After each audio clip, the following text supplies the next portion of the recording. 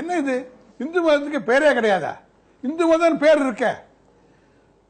இந்து மதம்னு நம்ம சொல்றோம், வழக்கில் வந்து வச்சு நானும் சொல்றேன், நீங்களும் சொல்றீங்க, எல்லாரும் சொல்றோம். பட் இதுக்கு பேர் கிடையாதுன்றது தான் உண்மை. இந்து மதம்ன்ற பேர் எப்படி வந்தது? அயல் நாட்டுக்காரங்கள்லாம் இங்க வந்து படையெடுத்து எல்லாம் வந்த பொழுது சிந்து நதியை கடந்து வந்தாங்க. சிந்து நதியை கடந்து வரப்போ அதை தாண்டி இருந்தவங்கள அவங்க அந்த ரிலிஜன், அவங்க பிராக்டிசஸ் அதெல்லாம் பார்த்து இவர்கள் ஹிந்துக்கள், ஹிந்து மதம் அப்படின்னாங்க. சிந்துன்றது அவங்க ஹிந்துன்னு ப்ரொனவுன்ஸ் பண்ணாங்க. அதனால இதுக்கு ஹிந்து மதம்ன்ற பேர் அப்போலேருந்து அப்படியே நிலைச்சு போச்சு. அதுக்கு முன்னால பார்த்தீங்கன்னா இது சனாதன தர்மம் அப்படின்னு சொல்லலாம். சனாதன தர்மம்னா தொன்று தொட்டு இருப்பது, எப்போலேருந்து இருக்குன்னு தெரியாது, அது பாட்டுக்கு ரொம்ப வருஷமா அது பாட்டுக்கு காலங்காலமா இருக்கு. ஆனா அதுவும் பேர் இல்லை. இதுக்கு வைதிக மதம் அப்படின்னு சொல்றோம், அதுவும் பேர் கிடையாது. இதுக்கு ஏன் பேர் இல்லை அப்படின்னா, மகாசுவாமிகள் அதுக்கு ஒரு நல்ல உதாரணம் சொல்லியிருக்கார். இப்போ நாராயணசாமி வந்திருக்காரு அப்படின்னா, நீங்க நாராயணசாமி தெரியும், எனக்கும் தெரியும், எல்லாருக்கும் தெரியும் நாராயணசாமி உங்க பேர் என்ன. நாராயணசாமி வந்திருக்காருன்னா எந்த நாராயணசாமி அப்படின்னு கேட்போம். பெங்களூர்லேருந்து நீங்க வரதுனால பெங்களூர் நாராயணசாமி அப்படின்னு. இல்லைன்னா இங்க ராயப்பேட்டை நாராயணசாமி ஒருத்தருப்பான், இல்லைன்னா இன்னொரு ஆபீஸ் நாராயணசாமி ஒருத்தருப்பான். இது எதனால? நிறைய நாராயணசாமி இருக்கிறதுனால. எந்த நாராயணசாமின்ற கொஸ்டின் வருது. ஒரே ஒரு நாராயணசாமி தானே, பெங்களூர் நாராயணசாமின்னு சொல்ல வேண்டிய அவசியமே கிடையாது. ஏன்னா இருக்கிறது ஒண்ணுதான். அந்த மாதிரி ஆரம்பத்தில் இந்த மதம் ஒண்ணுதான் இருந்தது. அதனால இதுக்கு பேர் தேவைப்படலை. இருக்கிறதே ஒரே மதம் தான், அதுக்கு என்ன பேரு? ரெண்டு இருந்தா இது யாரு அது யாருன்னு சொல்லணும், மூணு இருந்தா சொல்லணும் இது யாரு அது யாரு அது யாருன்னு. இருக்கிறதே ஒண்ணுதான்றப்போ பேரே தேவைப்படலை. அதுவும் இந்த ஹிந்து மதம் மதம்ன்றோம் நம்ம, அதுவே தப்பு. மதம் மதம்ன்ற வார்த்தை தான் சமஸ்கிருதம். மதம்னா நம்பிக்கை, சிந்தனை. மதம்னா வெறி. இப்போ தமிழ்ல வந்து ஒரு எழுத்து தான் இருக்கு, தான்னா அது எல்லாத்துக்கும் அதுதான் குறிக்கிறது, தாக்கம் தான் தாக்கம் தான். சமஸ்கிருதத்தில் 4 ஒன்றுத்துக்கு 4 இருக்கு, தா தா தான்னு. அதனால அதுல மதம்ன்றது தான் எடுத்துக்கணும். அதுதான் அந்த லாங்குவேஜில் இருக்கிற கிளாரிட்டி. சவுண்ட் வந்து அந்த எழுத்துலேயே கிடைச்சிரும்.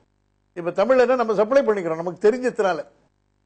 தண்ணின்னா தண்ணின்னு மாட்டோம், நமக்கு தெரியும் தண்ணி படிக்கிச்சு தண்ணின்னு தான் படிப்போம். ஆனா அதே தான். தண்டம்னாக்கா அது தான் படிப்போம், நமக்கு தெரிஞ்சதுனால பாஷை. சமஸ்கிருதத்தில் அதுக்கு தனித்தனி எழுத்தே வந்துடும். அது ஒரு அட்வான்டேஜ் அதுல. அது இருக்கட்டும். இந்த மதம் தான் உலகம் பூரா பரவி இருந்தது. அது எப்படி சொல்ல முடியும்? உலகம் பூரா இருந்ததுன்னு எப்படி சொல்ல முடியும்? அப்படின்னா அதுக்கும் மகாசுவாமிகள் நிறைய கல்வெட்டு சரித்திர சான்றுகள் எல்லாம் கொடுத்திருக்காரு. ஈஜிப்ட்ல ஒரு ஒப்பந்தத்துல மித்ர வருண சாட்சியாக இந்த ஒப்பந்தம் செய்யப்படுகிறதுன்னு கிமு 1300க்கு முன்னால எழுதியிருக்கு. அதாவது நான் கிட்டத்தட்ட 3300 வருஷத்துக்கும் மேல, அதுக்கு முன்னால மித்ர வருண சாட்சியாக ஒப்பந்தத்தில் கையெழுத்து போட்டிருக்கான் ராஜாக்கள். மெக்சிகோல இன்னைக்கும் கொண்டாடுறாங்களாம் நவராத்திரி சமயத்தில் ராம் சீதா அப்படின்னு ஒரு பண்டிகை. ஏன் இந்த பேர் அங்க வரணும்? அங்க பூமிக்கு அடியில் தோண்டினா விநாயகர் விக்கிரகங்கள்லாம் கிடைக்கிறது சில இடங்கள்ல. மெக்சிகோல, பெரு நாட்டில் இன்காஸ் அப்படின்னு ஒரு பண்டிகை கொண்டாடுறாங்களாம். விஷு புண்ணிய காலம்னு நம்ம சொல்ற நேரத்தில் இன்காஸ், இனன்றது சூரியனுக்கு ஒரு பேர், இனன். அதை வச்சு சூரியனை கொண்டாடுறாங்க இன்காஸ்னு. ஏன் அது வரணும்? தாய்லாந்துல இன்னைக்கும் மார்கழி மாசத்துல ட்ரிப்பாவ் ட்ரியம்பாவ்னு 2. என்னடா திருப்பாவை திருவம்பாவை, அதை இப்படி மருவி போச்சு. அதை அவங்க பண்றாங்க. இப்போ இதெல்லாம் எடுத்துட்டீங்கன்னா நீங்க ஆஸ்திரேலியாவில் பழங்குடி மக்கள் சிவா டான்ஸ்னு ஒன்று பண்றாங்க. எப்படி போச்சு இதெல்லாம்? அப்பெல்லாம் என்ன பெரிய கம்யூனிகேஷன், என்ன பெரிய டிராவல் ஃபெசிலிட்டிஸ், எல்லா இடத்துலையும் இந்த மதம் தான் இருந்தது. நீங்க உபனிஷத்துல ஒரு கதை வருது, அதுக்கும் ஆதாம் ஏவாள் கதைக்கும் ஒண்ணா இருக்கு. அறிவு மரம், ஞான மரம், அதுல இருக்கிற பழத்தை சாப்பிட்றாதுன்னு சொல்றான். அது சாப்பிட்டாவோ ஏவாள், அதனாலதான் பல இது வந்தது. உபனிஷத் கதையில பிப்பல மரம்னு இருக்கு.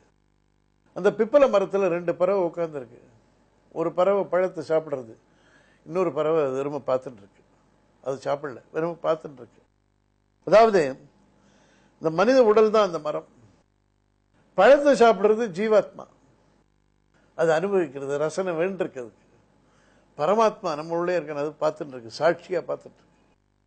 அது இந்த அனுபவத்துல எல்லாம் ஈடுபடலை, அது எதுவுமே டச் பண்ணாது, அது பார்த்துட்டு இருக்கு. இந்த கதையும் அந்த கதையும் ஒண்ணா இருக்கு. இந்த மாதிரி இந்த மதம், இந்த நம்பிக்கைகள், இந்த கான்செப்ட்ஸ், இந்த பிலாசபி உலகம் பூரா பரவி இருந்திருக்கு. அதனால இதுக்கு பேர் தேவைப்படலை. இப்போ நம்ம நிறைய மதங்கள் வந்திருக்கு, அதனால இதுக்கு ஒரு ஐடென்டிட்டிக்கு ஹிந்து மதம்னு சொல்றோம் நம்ம. பிகாஸ் இதுக்கப்புறம் நிறைய வந்துட்டதுனால எந்த மதம் அப்படின்னா ஹிந்து மதம் அப்படின்னு சொல்றோம்.